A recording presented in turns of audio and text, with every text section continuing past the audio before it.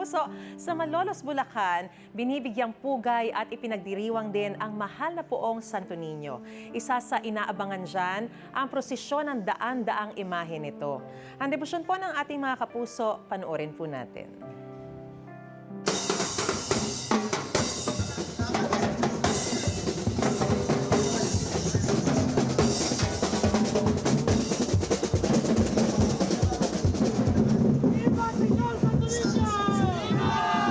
Yan ang sigaw ng mga deboto sa ika-51 selebrasyon ng pista ng mahal na poong Santo Niño de Malolos.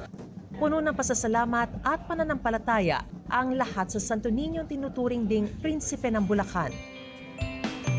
Tuwing huling linggo ng Enero, ipinagdiriwang ang Santo Niñohan sa Malolos. It's already being a grand fiesta na nakikilala na po sa buong Pilipinas. No?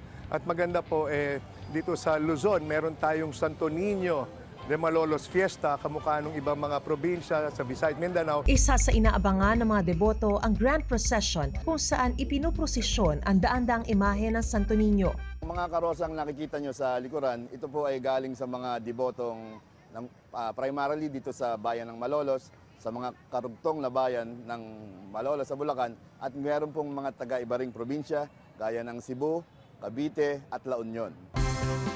Ngayong 2026, umabot sa halos 400 Santo Niño ang inikot sa bayan ng Malolos na nagsimula sa dambana ng Santo Niño de Malolos, ang Malolos Cathedral o Immaculate Conception Parish Cathedral and Minor Basilica. Hinabaan ho namin ng konti kasi napakarami po talaga mga deboto na sumasali. Buhay na buhay ang debosyon sa Malolos habang ipinaparada ang makukulay na karo ng mga Santo Niño. Pagandahan ng bihis sa mga Santo Niño at dekorasyon sa mga karo. May punong-puno ng makukulay na bulaklak. May tila sakay ng karwahe at may Santo Niñong pinalilibutan ng mga prutas. Lahat sumasalamin sa pananampalataya at paggalang ng mga deboto sa Santo Niño. Napuno rin ang mga kalsada ng mga debotong matyagang nag-aabang sa pagdaan ng prosesyon.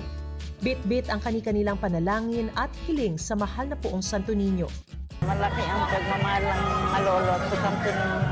Magaan kasi yung pananampalataya mo. Bata pa lang po kasi ako nanonood na po kami ng Santo Niño po.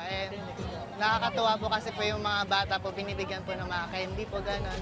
Iba't iba man ang paraan ng pagpapakita ng debosyon at pananampalataya, iisa naman ang paniniwala sa awa at gabay ng dakilang lumikha. Ikaw, hindi ka pa nakasubscribe sa GMA Public Affairs YouTube channel? Bakit? Mag-subscribe ka na, dali na, para laging una ka sa mga latest kwento at balita. I-follow mo na rin ang official social media pages ng Unang Hirit. Salamat, Kapuso!